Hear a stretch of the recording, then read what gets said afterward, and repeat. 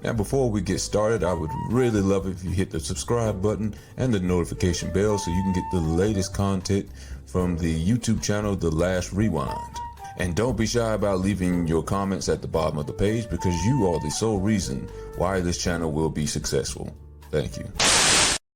Hello and welcome back to The Last Rewind with me, Big Red and Tramaine over there to my side. And today we're going to do another video reaction. This one to a person that people probably don't really know about from no generation, not from the 21st century or the 20th century. Maybe you've heard of him, Tramaine. Some guy named Mike Jackson, I think they call him. Mike Jackson. Gary, Indiana finest. Gary, Indiana's finest. What's the address? Where's he from? 2200. We should have did a reaction to that one. We should. In that video, Mike was like, I can't believe they got me back here. I wanted to get away from this place all these years. Yeah. And they got me back here singing this song.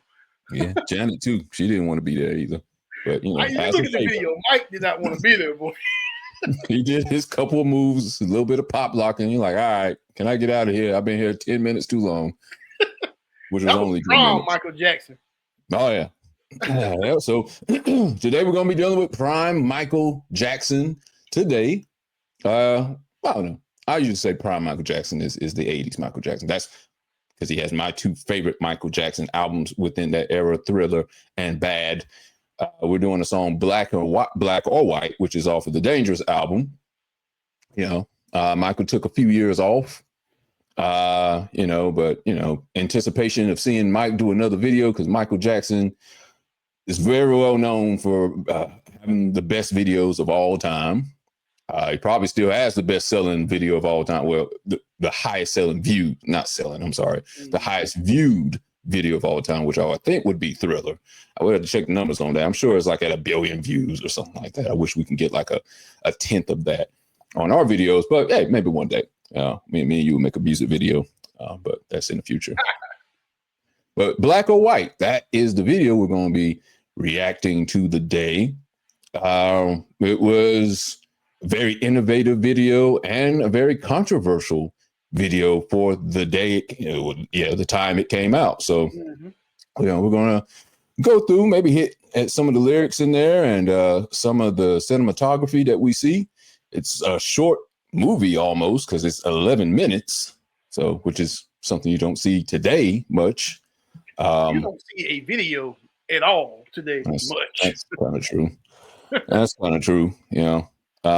Because back then we had MTV, we had BT, VH1, TRL, and even on some nights, late night. NBC had a show late night used to come on. I remember I would stay up to 12 or 1. I can't remember what it's called, but I know a couple of celebrities used to have late night video shows I used to watch and go down to run down the popular videos, the top 10 videos for that week. Can't forget Midnight Love. Okay. BET, Midnight Love. Yeah. That was almost like, if you were too young, you weren't supposed to be watching that because it had, I don't want to say risque videos, but it was adult kind of content, R&B videos. So you were like 8, you probably should have been in bed at that time. I mean, but then again, 3 hours later, Uncut came on, so you really shouldn't have been watching that. Oh, Lord. We're not even going to get on Uncut. Are we ever going to review an Uncut video? The gold standard is obviously the Nelly video. Yeah. Yeah, and that was probably where he took his downturn, but that's another story. So without further ado, without further ado, let's get into video produced by George Landis. I think he was the same one that did Thriller and Coming to America. See the poster back. I mean, he did that one too. Black or White. Let's get into it.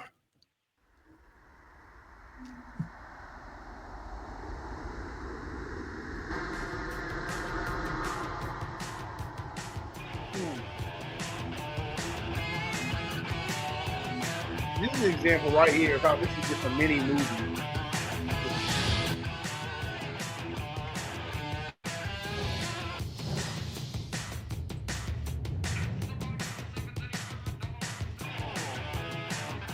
Macaulay Culkin, that's his prime, the Home Alone prime years. Absolute prime. We're talking Home Alone, Good Son era. There's George Wendt from Cheers.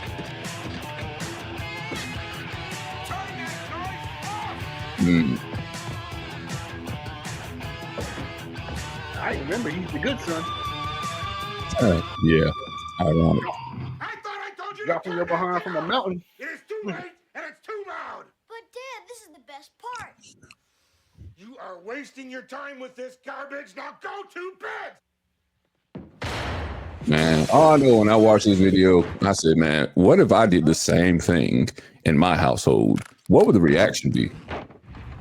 Would there be any back talk at all at that, especially at that age? I damn sure won't be pushing those speakers in the living room to say that. Yeah. Yeah, are you nuts? That's what my dad would have said. Are you nuts? Eat this.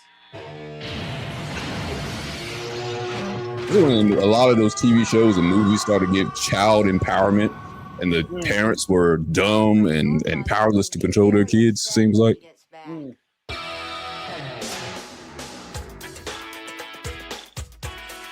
Good job, son. You blew them all the way to Africa.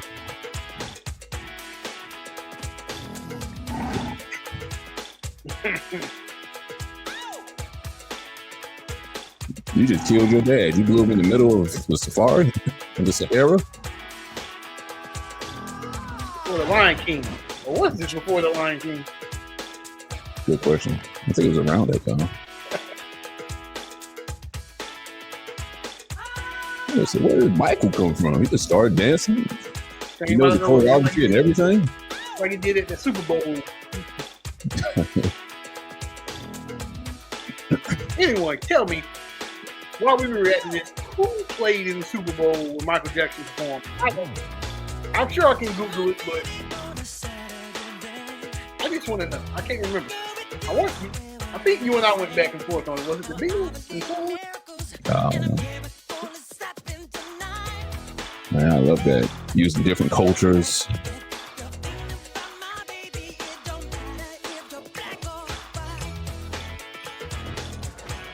All right, got the Native Americans in there.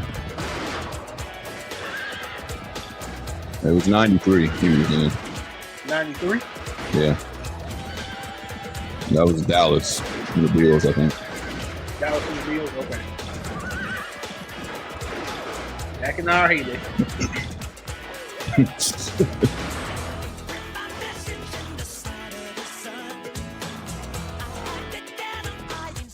You remember back when the Michael Jackson videos were like announced?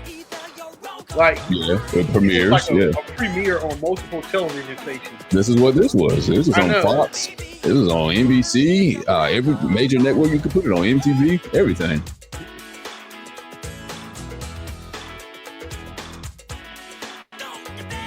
This is like a small world after all. This is what this video kind of reminds me of.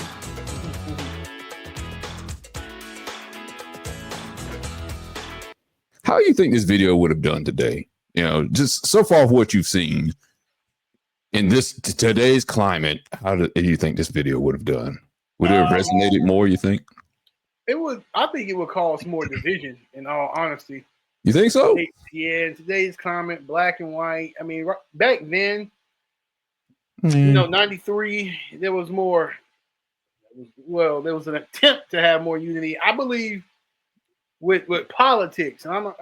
Politics is a division barrier, and I do believe social class is one too. Whether or not, you know, how much you make, how much you don't make, but this video is obviously about, you know, black and white people, and while it's supposed to be it's supposed to unify in today's climate. Do you think it would have been worse? You think it wouldn't have passed? No, man. It would be interesting. Canceling Michael Jackson because he's dancing with, you know, black people be mad at him because he's light skinned, obviously, and he obviously wasn't born that. He obviously wasn't born that color, and he's dancing with every other race except black people. Then why ain't he in the hood? And he can be in Africa, and he can be in the streets. with the snow, but why can't he go to Compton and dance? Like, there would be some nitpicking. I see what you're saying. The social media kind of created that, I guess. He's dancing with everybody, though. How can you hate that? The Russians, the Chinese, the Native Americans. And then you got a black and white baby. Oh, the white baby took something from the black baby. Look. Man, Macaulay Culkin. Why couldn't he get a black little boy in the beginning? Oh, yeah. Why couldn't he get Alfie for my brother and me? Really?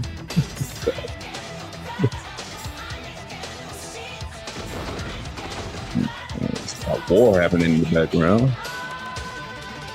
Rap. Well, there's a little black boy. I guess that's supposed to be the hood. And that's where Macaulay Culkin is from, obviously. Look like the house from Home Alone 2. That house is a mansion.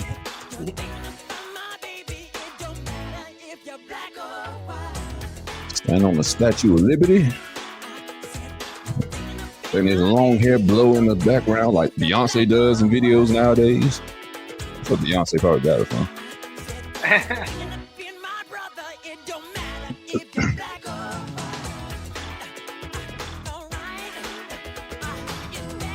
See, this is what I love right here. There's Tyra Banks. Tyra Banks. I This thought is this ahead was of its really time. innovative at the time. Yeah.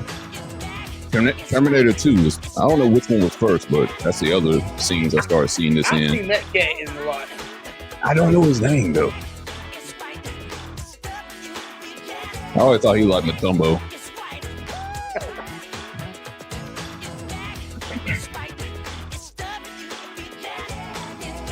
Yeah, I don't know who he is. I don't know if he just models after this. I think they are models, which is why Tyra Banks made the cut. He's back again. Looks like, unless that's a different person. And it ends with her. And here comes John Landis. There you go. He's going to talk to the model.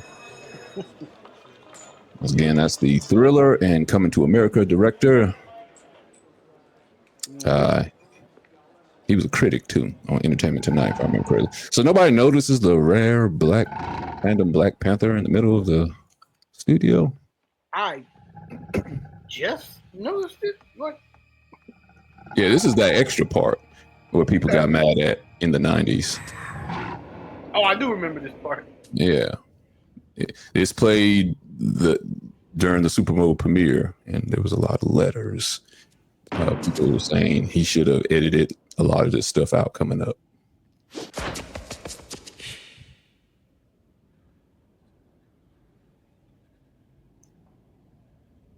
Is there anyone who will be able to touch him as far as dancing? Chris Brown is already doing it. Is he doing it or has he exceeded? That's a debate for another day, my friend.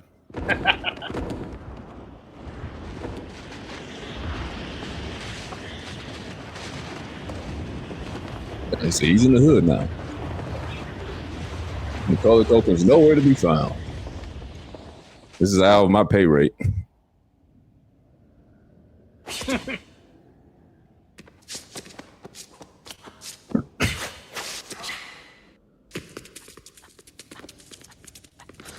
Living Color did a great spoof on this.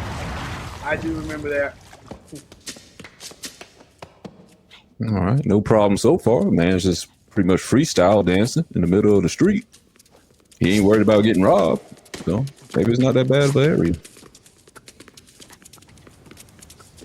I used to want to be able to. I wanted to know how to do this so bad.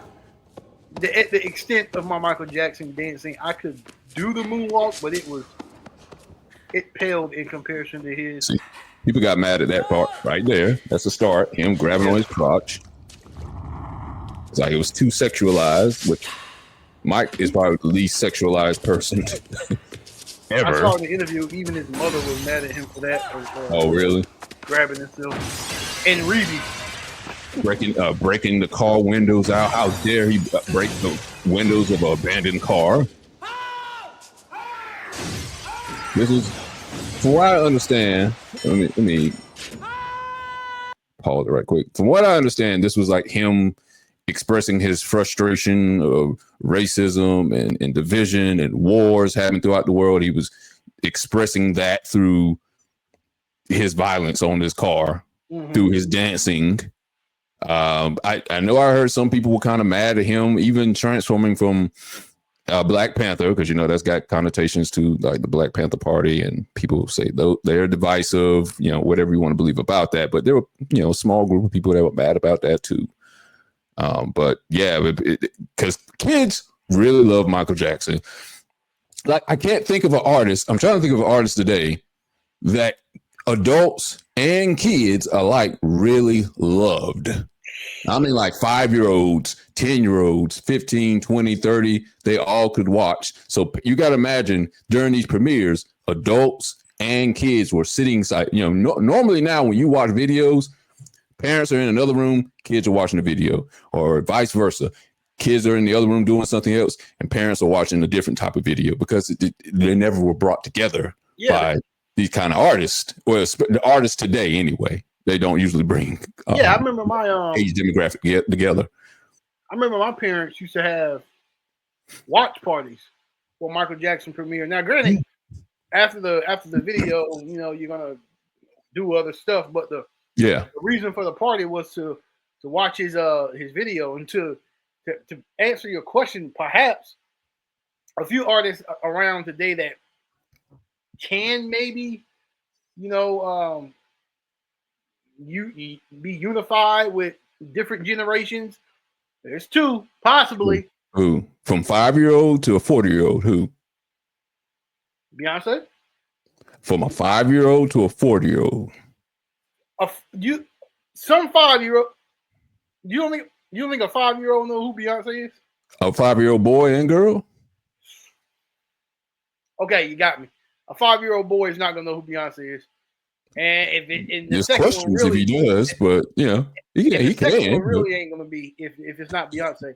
The second one was possibly Taylor Swift, but that's about the closest one. But still, a 5-year-old, 10-year-old boy is not gonna think, "Oh, Taylor Swift is cool. Got to get that Taylor Swift album, Cruel Summer. Can't wait to listen to it. Where's the premiere of Taylor Swift's new Girls? Yes, I can get that one, but." Boys of all ages or any age? Nah. No, this is the only cat that I can think of. Michael Jackson. You're right. Michael Jackson is we can stop. There's this Taylor Swift Beyonce comparison. Look, they're great artists in their own right. Yeah. Take nothing from them. But Michael Jackson was an artist beyond artist. I mean, there was fame before Michael Jackson. And then there was Michael Jackson fame, and now there's fame now. Yeah, that's just a different level. James Brown was famous before Michael Jackson. Yeah. Jackie Wilson was famous before Michael Jackson. Yeah. know the Jackie Wilson? I mean, I like Jackie Wilson, but he had his own section. I would put him on James Brown level. I like him. Don't get me wrong. I like him.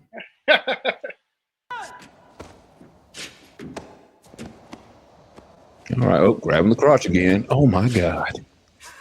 Little Timmy just saw a crotch grab. Oh my God. Well, I'm kind of offended a little bit. All right now. That's a little too much. One grab is fine, but come on. We're going over the crotch grab limit. Crotch grab limit. Like a cuss word limit in a stand-up comedy. Yeah. Mm-hmm. Oh, wait a minute. Then he had wait a minute. Hold on. Go back. What? Was his pants unzipped the whole time? Had to be. He had to zip them.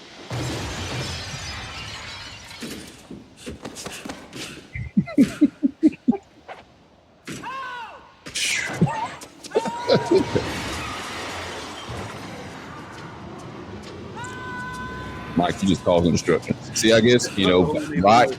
That's another thing too.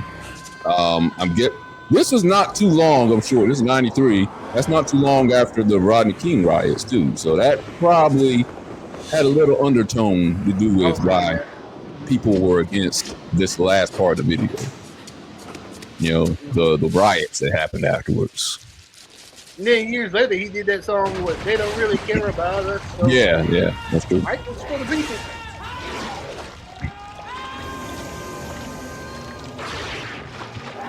Mike doing the Hulk Hogan t-shirt tear at 130 pounds soaking wet. All the expression is coming out, all his frustration with what's happening in the world.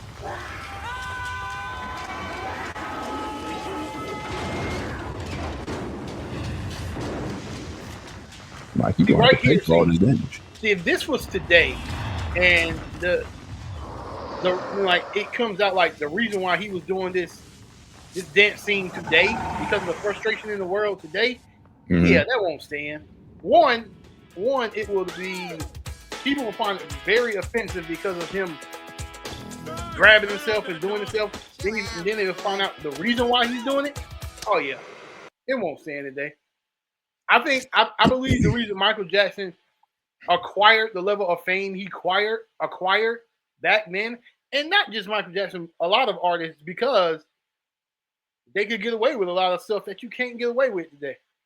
There was no social media. There was no documentation of your wrongdoings. Now everything is documented. And going back to my one of my videos, because everything is documented now.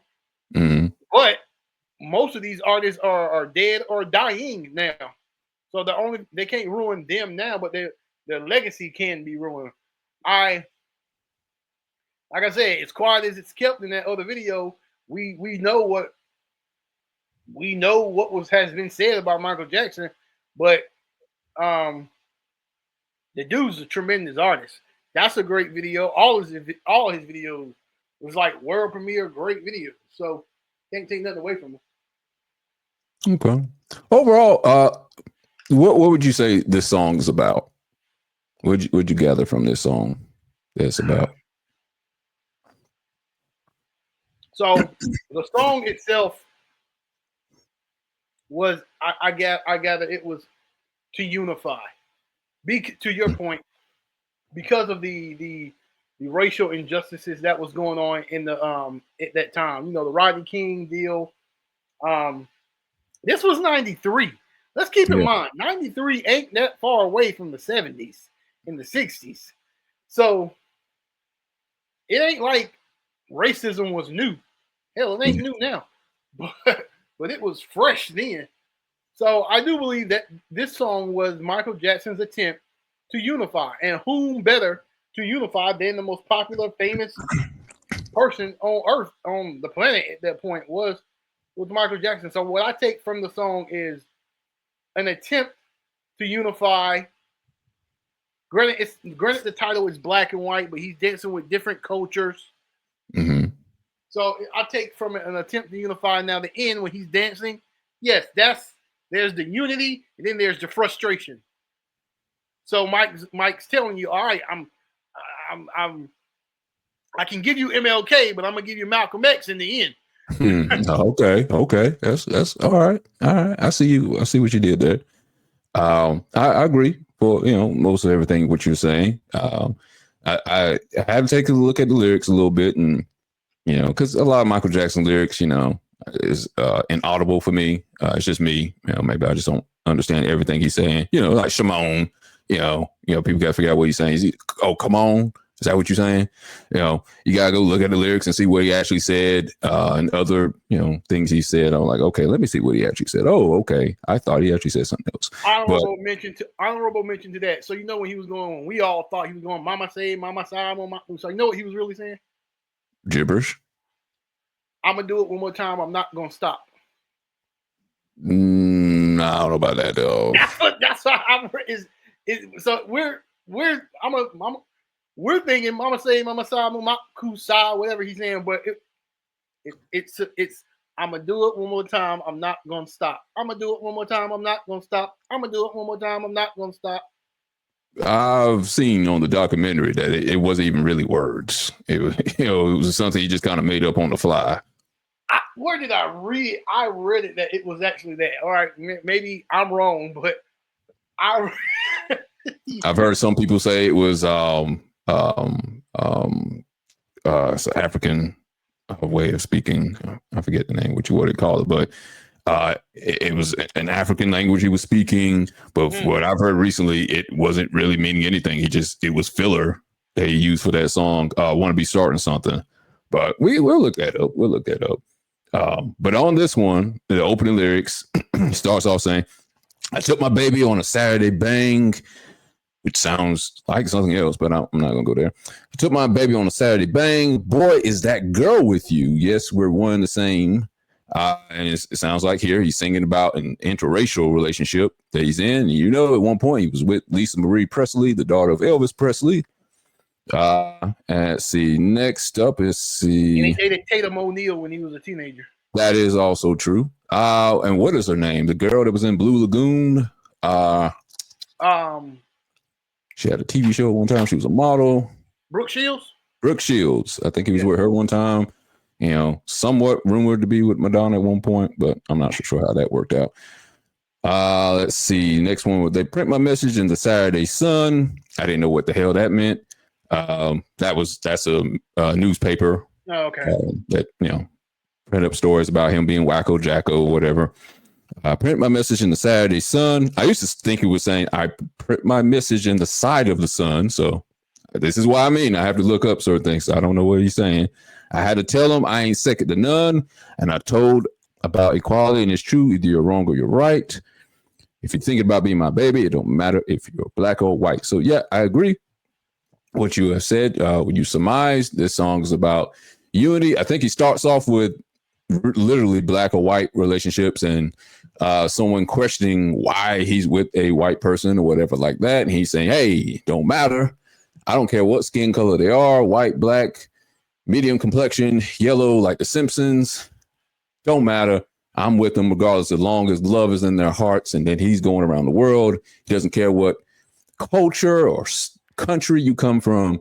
He's with you till the end. And he's expressing his frustrations through violence because he doesn't understand why people are so hateful. Right. Not sure why the crotch grabbing part, but maybe that's just his way he was expressing his frustration. You know, he's rubbing one out on the car. He was just rubbing one out, and he's releasing his frustration.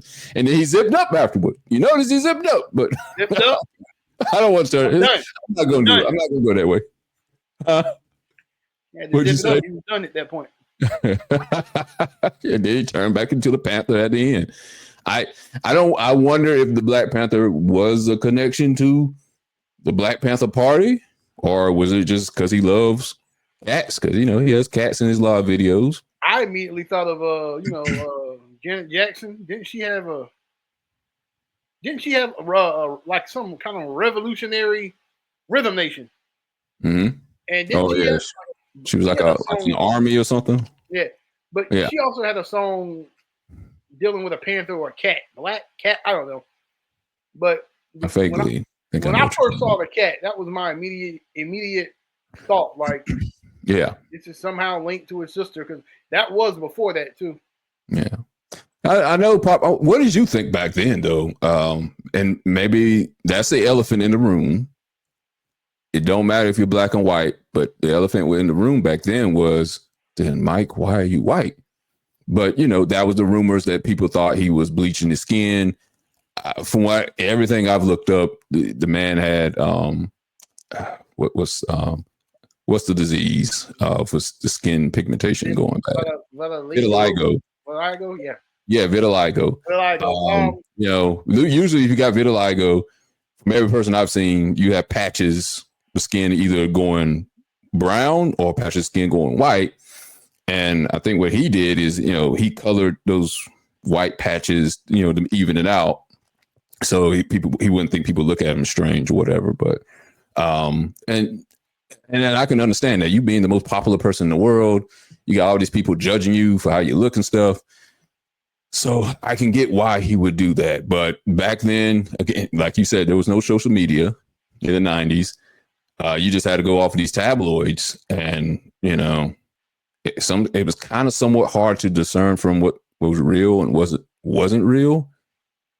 But that was always the elephant in the room. It's like, well, Mike, if you're singing about this, why did you make yourself white? And like I said, that was rumors, which I don't believe are true. I don't believe him either. I do believe he had the skin disease, and to your point, he's famous. He has brand deals. He's obviously known. He's popular. He's out there. This is prime Mike Jackson. So why is he gonna be? Why I don't think he would want to be out there looking distorted or patches all over his skin. So he did what he had to do. I believe Michael Jackson was very much in tune with African American culture. I mean, what, you gonna get mad at him for dating a white woman?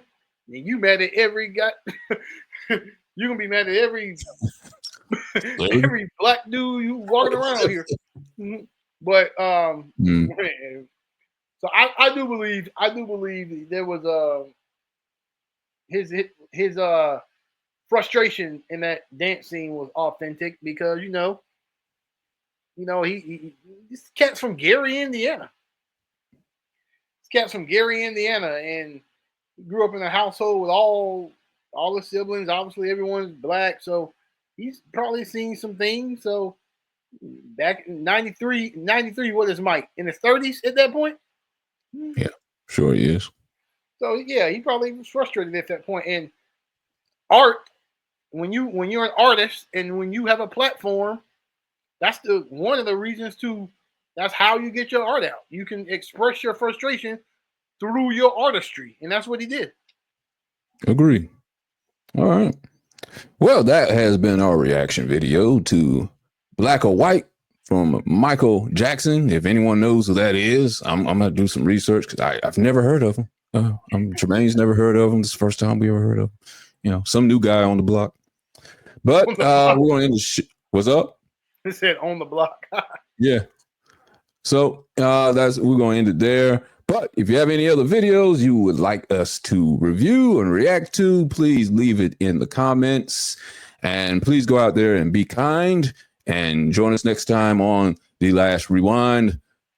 Peace, guys. Peace.